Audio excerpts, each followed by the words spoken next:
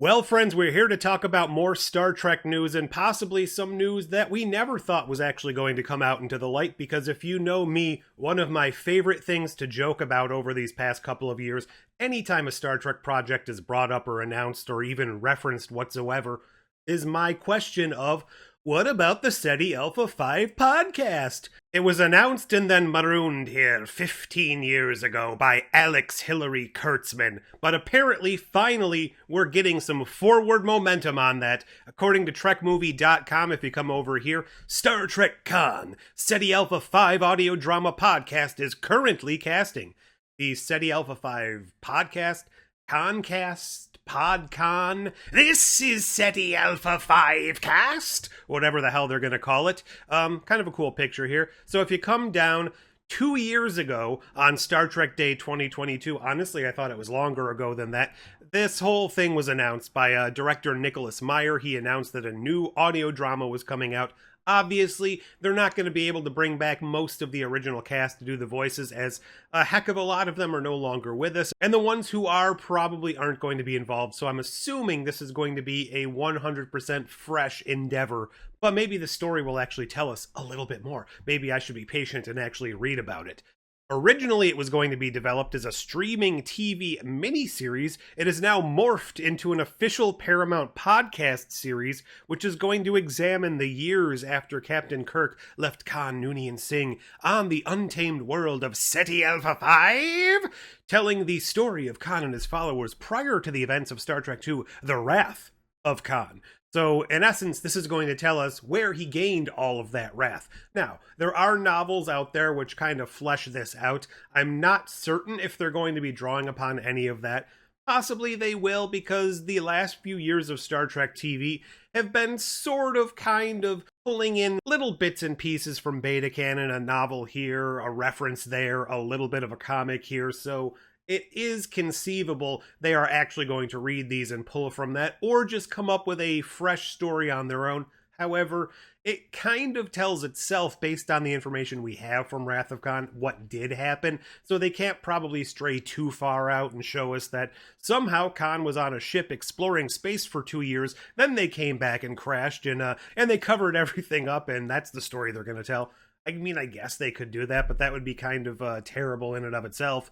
Alright, so, ahead of his release of the latest novel, Sherlock Holmes and the Telegram from Hell.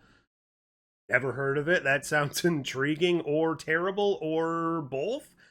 Next Tuesday, as well as his Labor Day weekend appearance at a 70mm screening of Star Trek II. This is a lot of backstory. He talked about his history with Trek and more, including the Ceti Alpha 5 stuff. When asked, "It's alive!" he added. According to Meyer, he had written 3 one-hour episode scripts for a TV miniseries that form the nucleus of this audio drama podcast, which is supposed to be a 9 or 10 episode thing in length. I don't know why I tried to paraphrase that, so I had to throw in the word thing. Khan is the hero. He offered a little bit of backstory on the project, and he described his approach to the story. It started with a suggestion Sorry, I think that's a typo. It started with a suggestion made by Alex Kurtzman. We were sitting in a deli and he said, "Whatever happened to Khan on Ceti Alpha 5? And then this goes on to say that it's basically an exchange from Citizen Kane, which led them to this fruition of an idea. Khan is considered one of, if not the greatest Star Trek villains. Again, debatable, but probably he's going to be the top of the list for almost everybody, unless you're going to pick Dukat or just the Borg in general, something like that. In Ceti Alpha 5, Khan is the hero. In TOS Space Seed, Kirk says to him, "You think the genetically engineered man is the measure of all things. I'll give you a chance to prove it. I'll put you on an Eden-like planet, and let's see if you can build your own utopia." I know it's Eden, but it's Kirk, so he probably pronounced it a way nobody else would ever pronounce it. Then it goes down to not be a quote anymore, even though they don't actually end the quote, which says, "By the end of the story, I wanted people to weep for this man. I hope that you understand where he's coming from and what his destiny is and why it is." In 2022, when the project was officially announced, Alex Kurtzman said in a statement, I don't actually know how Alex Kurtzman sounds, so I'm going to invent a voice. Nick made the definitive Trek movie when he made Wrath, and we've all been standing in its shadow since. 40 years has offered him a lot of perspective on these extraordinary characters and the way they've impacted generations of fans. Now he's come up with something as surprising, gripping, and emotional as the original, and it's a real honor to be able to tell him the next chapter in this story exactly the way he wants to. There are no details available on how Paramount plans to distribute the audio drama podcast, or even if Paramount will exist by the time it comes out, nor is there a release date, but this is the biggest update we've had all year. Not just of the year, but the biggest news we've had since this was announced that it was going to exist, and even so, there isn't all that much here. Now, he's on tour for a new book, which I don't really think I need to go into here, but I am very curious about it. Labor Day weekend stuff. Tickets are available. I thought that this said there was casting, but it doesn't really give us information on how the casting is going. Actually, does this even tell us about the casting? Ceti Alpha 5 audio drama podcast is currently casting. But where in this article... Oh, this one little quote here. I'm thinking recording will start with within the next year they're casting. Oh, okay. I completely missed that little blurb here. Does it not talk about casting anywhere else in here? Let me do a fancy Control F. Because I may have been... Oh, there's comments down at the bottom that talk about casting. Casting for Ceti Alpha 5. It's just that, it looks like it's just that one quote.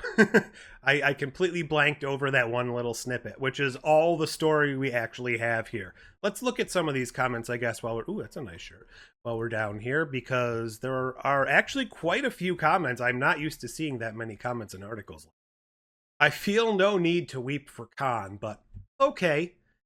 He's a villain, sure, but that doesn't mean he doesn't merit exploration as a character. Villains are interesting, more so when they're relatable. Thanks, Scott. I think I'm done with Khan now. Time to move on. That's from James. And then Dan Payne says, same here, no interest.